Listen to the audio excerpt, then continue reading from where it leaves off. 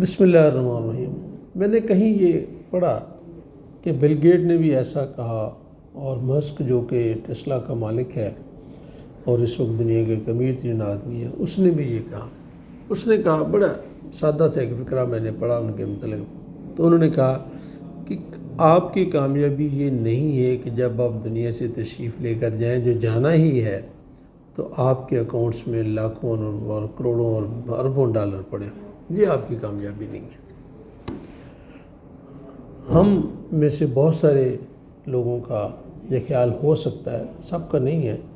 کچھ لوگوں کا خیال ہو سکتا ہے کہ ان کی کامیابی یہ ہے کہ بھی جب وہ اپنی زندگی کے آخری سالوں میں جائیں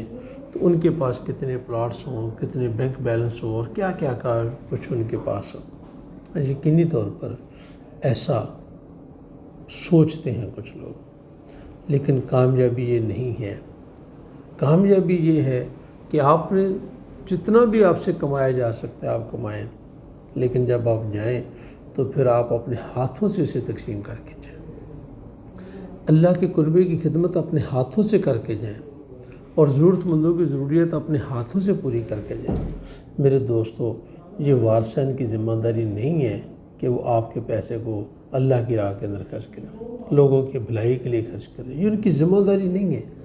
ہماری شریعت تو یہی کہتی ہے کہ بھی جب ہم چھوڑیں گے تو ہم پر جو قرضہ ہے، جو ذمہ داری ہے، اس کو ادا کرنے کے بعد باقی مال ان کا ہے۔ اب یہ ان کی مرضی ہے کہ وہ اس کو کس انداز سے خرچ کرتے ہیں۔ یقیناً جب وہ مالک ہوں گے تو خرچ کریں گے تو اس کا فائدہ، اس کا ثواب انہیں کو ملنا چاہیے، اللہ یہ کہ وہ یہ کہیں کہ اس کا ثواب ہمارے ان کو پہنچ جائے جن کے ہم وارث ہیں۔ ایسا ممکن ہے اور ایسا ہو سکتا ہے، اس میں کوئی عجیب بات نہیں ہے، لیکن کہنے کا مسئلہ یہ ہے کہ بھی اگر آپ نے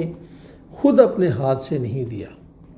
اور آپ یہ توقع کرتے ہیں کہ کل کو جو اس کے مالک ہوں گے وہ آپ کے لیے دیں، تو وہ یہ تو کہہ سکتے ہیں کہ جب آپ نے خود نہیں دیا تو آپ ہم سے کیوں توقع کرتے ہیں کہ ہم آپ کے لیے یہ کام کریں۔ یقینی طور پر جب ہم سارے کام خود کرتے ہیں تو ہمیں اپنا کام یہ بھی خود کرنا چاہیے کہ کمائیں جو کما سکتے ہیں، کھائیں جو ایک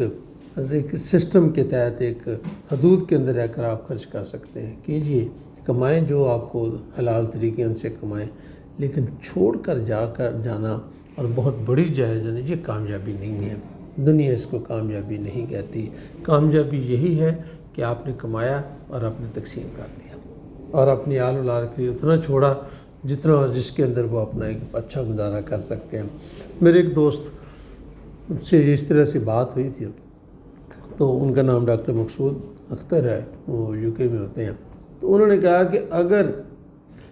آپ نے اولاد کی اچھی تربیت کی اور ان کو کھانے کمانے کے قابل بنایا، ان کی سکل ڈیولپ کی، تو آپ تھوڑا بھی چھوڑیں گے تو وہ زیادہ بنا لیں گے،